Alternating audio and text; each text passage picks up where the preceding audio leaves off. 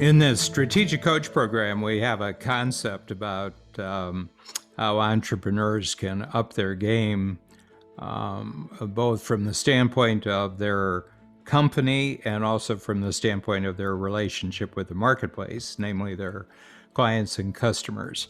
And we call it front stage, backstage. Front stage being like it's a theater term. Front stage is what the audience sees. It's what the audience has paid for. And you always want your front stage to be, up to the standards that match the expectations of your audience when they come in. So, that they feel special, that the experience is special, that they go away after the experience and say that was a great evening or that was a great afternoon. Backstage is how you produce the front stage experience. So backstage is everything that has to take place behind the curtain, everything that affects the experience. And the one thing is that in theater, you don't want the audience to be noticing that something's not right backstage. Or like you can see workers. I remember Walt Disney in Disney World in Florida lost like a multi-million-dollar court case because the person playing Mickey Mouse, was out greeting the children and then went around the back of a building, took off the Mickey Mouse head and lit up a cigarette, and a little kid who had seen Mickey out front came out, and he had a traumatic setback to his life and came out crying that Mickey had lost his head and Mickey was smoking, and the parents sued Walt Disney, and they got it.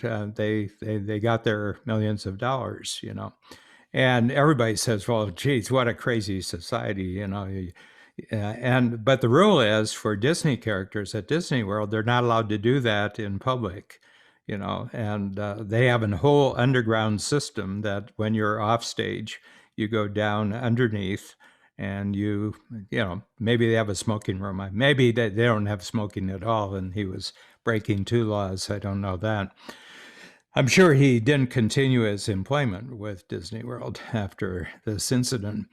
So the interesting thing is that we are very, very, as consumers, we're very, very alert that front stage and backstage are consistent with each other. So the front stage is just the way we want it. And if we notice any backstage activity, that it's professional, it's in alignment with the quality of the front stage experience. But you try not to show your backstage unless you're putting your backstage as part of the front stage. So there are restaurants you can go and eat in the kitchen.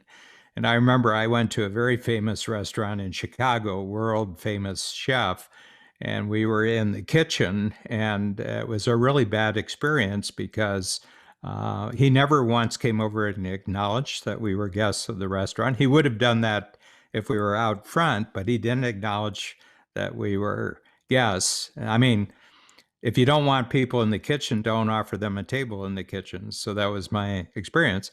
And he never once acknowledged us. We were there for 2.5 hours because it was a multi-course meal. And we constantly were interrupted with him shouting at his staff, shouting at his chef, shouting at his waiters. And maybe he thought that's the front stage experience that we really wanted to, see, but it wasn't. It was very, very upsetting. I never went back there again. And so you got to be very, very careful that you keep these two worlds apart from each other. The one has to totally support the other. And the one thing is that the people in the backstage have to know what all their work is for. It's for putting on a great performance. So the thing about Zoom is that you're taking people probably into your home, at least during the first stage of Zoom, the first 9 months that we've had, because one of the great uses of Zoom is that people can work from home. And I've seen good examples of people being at home, and I've seen bad examples of people being at home. And the good examples are they're dressed as properly in their home for the meeting, for the workshop, as they would be if they were there in person. And I think that you have to understand, and the way I think about Zoom is that it's a transportation system, and you've been transported with part of your personal life to a new place, which is the Zoom screen. And you're there, and other people have been transported from their personal space to a new space, which is on the screen. And you want to represent that, and you want to be as present, you want to be as visible, you want to be as impactful in this new medium as you would be in a meeting room or in a conference room or in a workshop room. You want to be just as you are, and you want to be as alert and interactive as you are. And I've noticed some people that they're treating it like television, And one of the things, if you're looking out from the television at a whole bunch of people who are looking at the performance, they're all like this. They're kind of like, there's absolutely no engagement. It's being done to them, and I can notice the difference when I'm on a Zoom call. And I do a lot of Zoom workshops. I mean, the average day I might be 4 or 5 hours in Zoom, and I'm always very conscious of the fact that I'm making a presentation. Even if I'm not the one talking, I'm still making a presentation. And I always make sure that when other people are talking, I'm fully alert, I'm fully engaged, because that's the way I would treat them if I was actually in the same actual physical space. So the big thing, and the biggest thing that I notice is they're not close to the screen. So I've had people who are sitting way across the room, and you can barely see them, and they don't realize that if there's 10 people on the screen and they're all like this, but you're across the room, it looks very, very odd. The other thing is, don't be moving around. So I tell people, look, if you're going to be driving and tuning into us, I want you to blank out the screen. I don't want to be seeing that motion on the screen. It's very distracting. And I said, and besides, don't be doing a Zoom call when you're driving anyway. I said, it's disrespectful. I mean, if you were at an actual meeting and you were the only person who was tuning in while you were driving, what would that mean to the other people?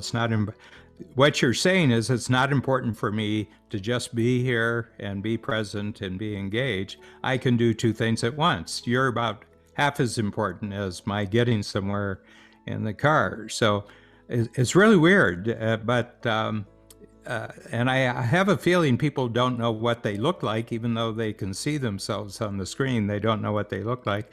And the final one is lighting. Lighting is really bad. I had one client, and he was dark, and I said, I've got my first question for you is, are you in the witness protection program? I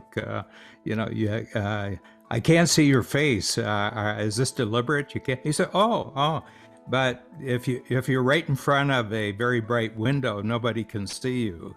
So the whole point is that if you were in an actual physical space, how would you look like there? And probably you're well lit and you can be seen. So the big jump you have to do is, don't think of it as communication. Don't think of it as television. Don't think of it as,